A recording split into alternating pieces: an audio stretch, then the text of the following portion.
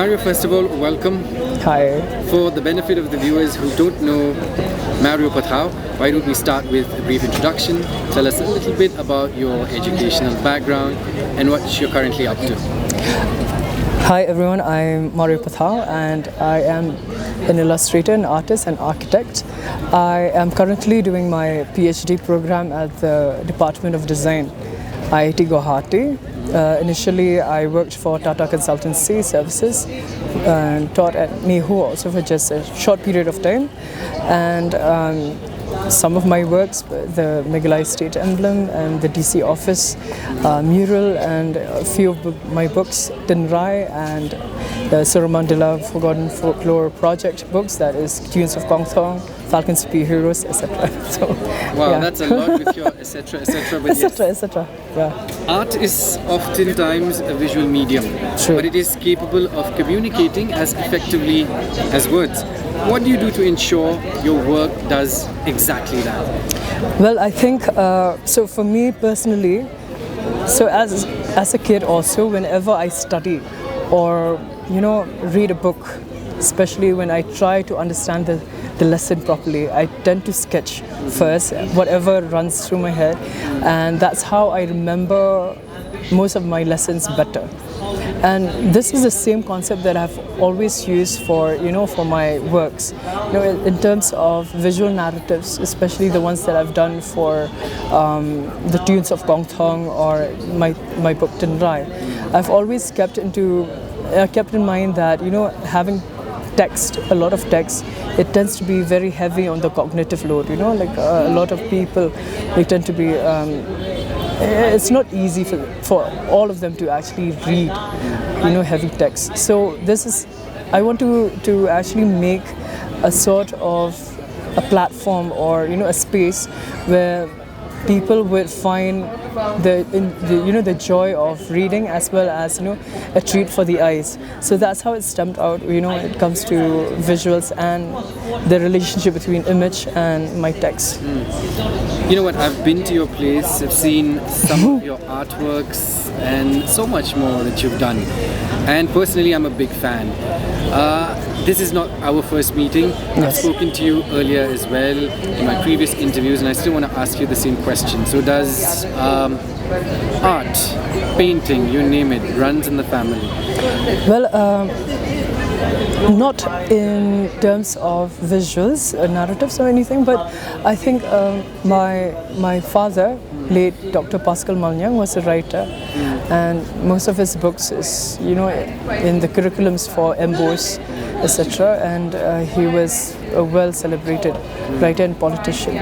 And he started off this magazine back in the 80s till the 90s. It's called Batemon.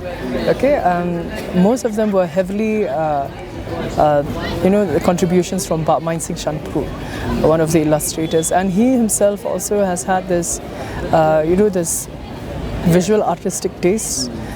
Maybe he has met a lot of people who are into all of these things, but in terms of visuals, I think from my family, my grandparents, if that counts as visuals, I think my paternal grandfather was a carpenter, so he loves making things, and my grandmother from paternal grandmother, they were from the shoemaking, they in Yodo, and my maternal grandmother was a dressmaker.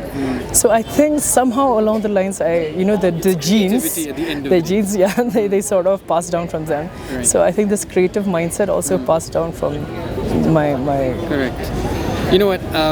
When I speak to illustrators, my question to them is always, because it's fun, traditional art versus digital art. Is one better than the other? What are your thoughts? I think when you think about traditional art, okay, see, there are two parts over here.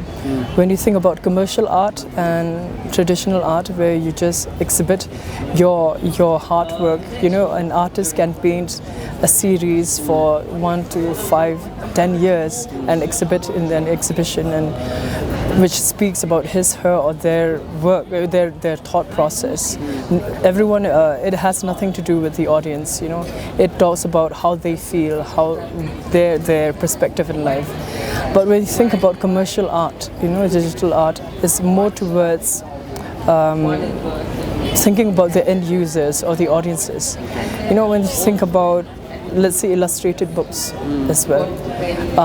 If you're making it for children who are, the age of 6 or 7, you have to think about what colors they would enjoy. If you make it monochromatic, they'll be, this is so boring. Or you have to make the characters in such a way that they're exaggerated features, like a little on the whimsical, concept.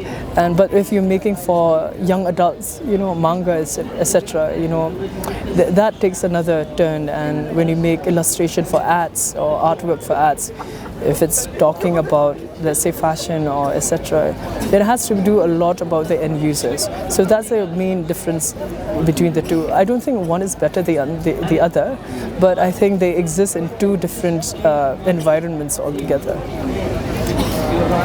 I wanted to ask you a question because students from the state, some might have access to education and going all out to pursue what they desire in terms of, okay, I want to get into art and pursue it further. Some don't for reasons beyond their own capacity.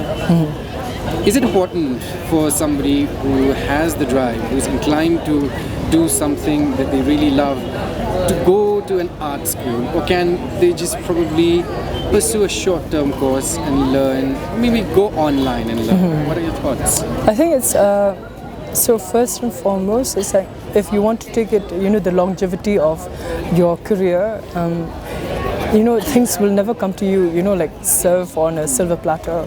You have to be the one going out there to find out. That's what I've done, when I was, because this field that I am now, my parents' generation, they're not aware. They're very, they know about the traditional way, like BSc, MSc, or science, arts, medical, engineering, etc.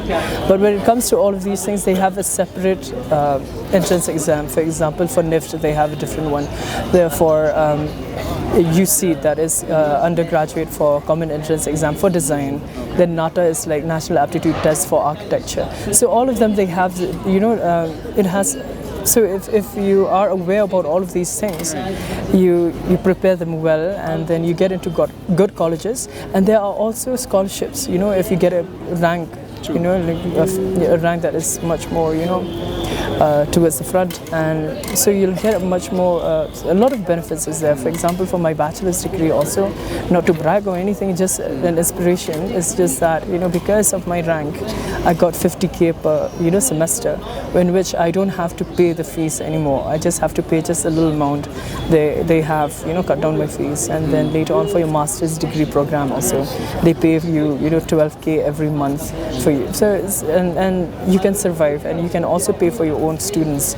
You don't have to take a loan, etc.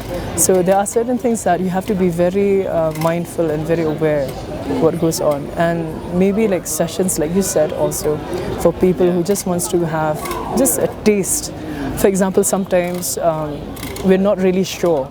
Right, we're not really sure of whether to take the plunge into this particular field, but maybe vast. And you can just just test the waters by just going for these short-term courses, and then if you like them and then maybe it resonates with you, then you can further on find information about this particular course, be it media, be it illustration, art, etc. Well put, Mario. We'll talk a little bit about your first book first, which is Pinrai. It's a graphic novel. What went into that book in terms of all the research and the hard work that you put into it, A, and B, talk to us a little bit about the inspiration behind it. I think it first stemmed out as a master's degree project. Okay, we started off in in IDC School of Design, that is in IIT Bombay. So it was prior to the pandemic, and it was in 2019, September. We worked for around 4 months-ish for that particular book with Professor Prasad Bokal, and so it was a time when most of my classmates and my colleagues they chose topics that has to do about mental health or gender identity, a lot of these social issues but for me, I have always chosen topics that's related to my identity from where I'm from, and I was thinking maybe it's the Root Bridge will be a perfect example. And why? Why do you so because initially, when I was doing my bachelor's degree, there was one particular event known as the One India event, in which all of the students from different parts of India exhibited their works and talk about their culture. And me being, into this creative side, I sketched lots of works that's related to my culture. That was one of the first things I've done, And many people were very interested about our culture and they want to learn more and everything. So that's the dissemination of knowledge. And so when this book came out also, after during COVID, I got a lot of feedback from my professors on how to go about it, how the feedback to make it better, etc. And thank God for COVID, I got to spend time at home, online work was there, and it was quite mundane. And then at the end of the day, I could actually rework on those things. And finally, in 2022, we could release it. And yeah, so the inspiration from that also came when I was a kid. I went to Norwet with my family, and that was the first time I saw the Living Root Bridge. And a lot of inspiration also from Bob Morning Star, who actually is a part of the Living Root Foundation, the way they preserve it. It's quite interesting. So that's how I made it, instead of having an instructional manual, let's make it into a form of a spicy tale, So that's how it came about. So, final words from you, Mario, if there's an advice for aspiring artists watching this interview right now, what would that be? I think many people ask me about all of these advices, but I feel personally myself also, I'm still in this journey of self-exploration and a lot of things.